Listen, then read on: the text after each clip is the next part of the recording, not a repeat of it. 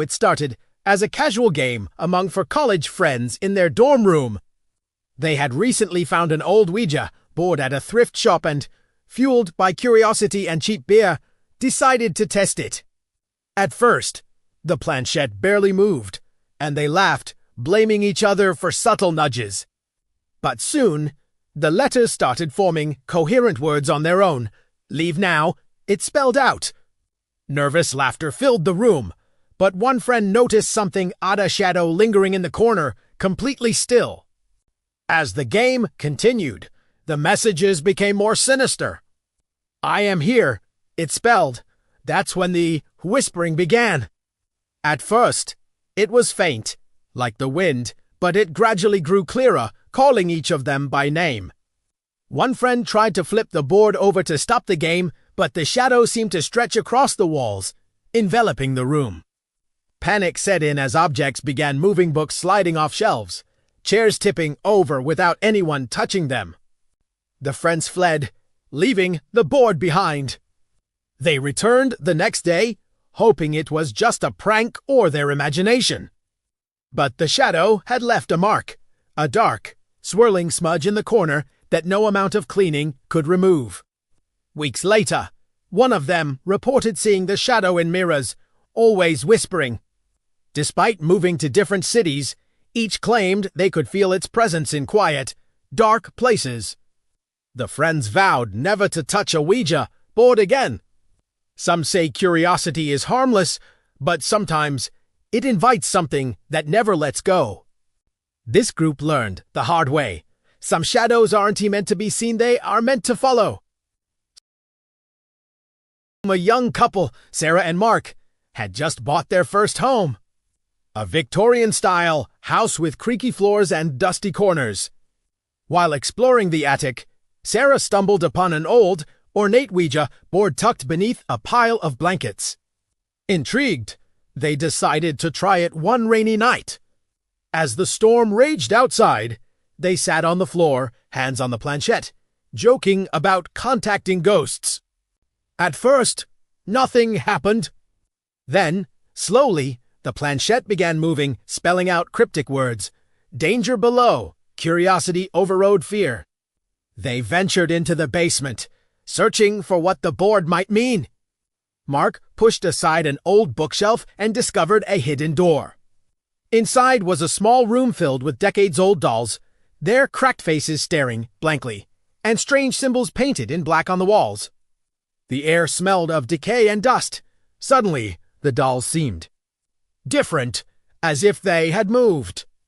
Shadows shifted across the walls, even though the only light came from their flashlights. That night, Sarah couldn't sleep. She kept hearing soft tapping sounds, whispers, and the faint rolling of tiny footsteps across the floor.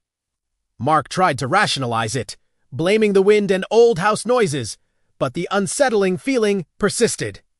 Over the next few days, they found objects misplaced, faint footprints appearing and disappearing, and doors closing by themselves.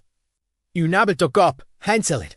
Even after moving, Sarah couldn't shake the feeling of unseen eyes watching her, a constant reminder of the hidden room and the presence they had awakened.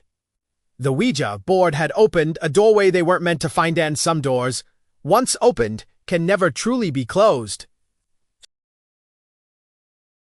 A night shift nurse, Emily, had heard about Ouija boards but never believed in them.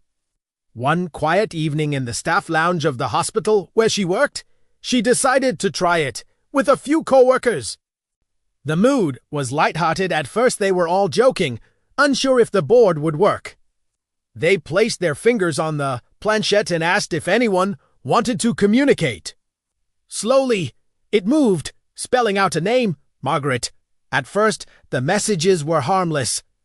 Margaret said she had died in the hospital decades ago, and the staff laughed nervously. But soon, the tone changed. Margaret began predicting events, a patient's sudden deterioration, a call from a distant relative, even equipment failures in specific rooms. Emily brushed it off as coincidence. That is, until the next morning. One of the patients the board had mentioned passed away exactly as Margaret had predicted. Emily felt a cold, heavy presence around her after that night. She began noticing shadows flicker in her peripheral vision and hearing soft whispers in empty corridors. Each time she passed the staff lounge, she felt an icy chill and a lingering sense that someone or something was watching her. She tried to avoid the board, but coworkers insisted on jokingly asking it questions. And Margaret's replies became increasingly aggressive, spelling out warnings, "Leave, danger, and you will regret," unable to handle the growing sense of unease. Emily quit the hospital and vowed never to use a Ouija board again. She later learned that Margaret had been a former nurse who had died tragically in the hospital and was rumored to haunt it.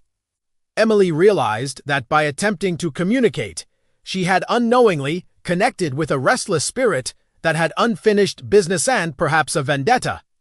Some games, she learned, are far too dangerous to play, especially when the stakes are unseen forces beyond your control.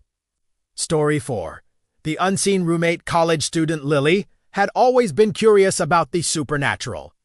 One stormy night, alone in her apartment, she decided to try a Ouija board she had bought from a thrift store.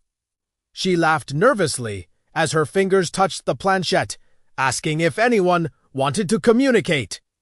At first, nothing happened. Then, slowly, it began moving on its own, spelling out, "I am alone with you." Lily's laughter faded as a chill filled the room. The air seemed heavier, and shadows stretched unnaturally across the walls.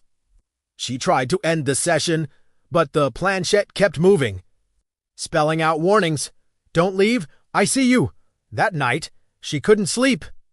Every time she closed her eyes, she felt invisible hands brush against her skin and heard soft, persistent whispers. Over the next week, strange things happened. Objects moved on their own, lights flickered without cause, and she often found her furniture rearranged. One night, she woke to find the Ouija board sitting on her bed, muddy and covered in dirt, though she had left it on a shelf.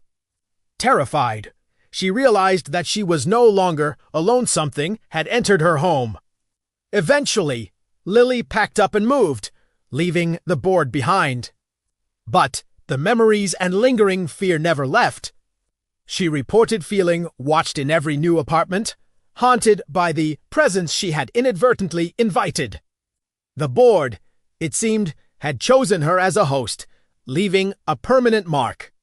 Sometimes, curiosity is a doorway you can never close. Lily learned that lesson the hard way. Even a game played alone can invite a roommate you never wanted. The Johnson family discovered an antique Ouija board in their grandmother's attic. The youngest, 8-year-old Tommy, was fascinated and insisted on trying it. The family, thinking it harmless, allowed him to place his fingers on the planchette. Almost immediately, the planchette moved on its own, spelling family cursed. The mood shifted from curiosity to unease. Strange events began immediately. Doors slammed for no reason, lights flickered, and whispers echoed at night. Tommy began speaking in a voice that wasn't his own, reciting names and events that no one could have known. His parents tried to destroy the board, but it always reappeared, as if calling to them. Over the following months, the hauntings intensified. Objects would disappear and reappear in impossible places. Family members reported seeing shadowy figures moving in the corners of rooms. Nightmares became frequent, each more terrifying than the last, with visions of a dark figure looming over them. Even friends and relatives visiting the house felt an oppressive presence. Desperate, the family decided to burn the Ouija board, hoping it would end the torment. The fire destroyed the board, but the voices continued for months, whispering in empty rooms and dark hallways. The family finally moved to a new state, hoping to leave the curse behind. But some members claim they can still feel the shadow following them a constant reminder of that fateful day in the attic. The Johnson family-S experience is a chilling reminder that Ouija boards are not just toys, they can awaken something beyond human understanding. Once curiosity meets the unknown, there may be no turning back.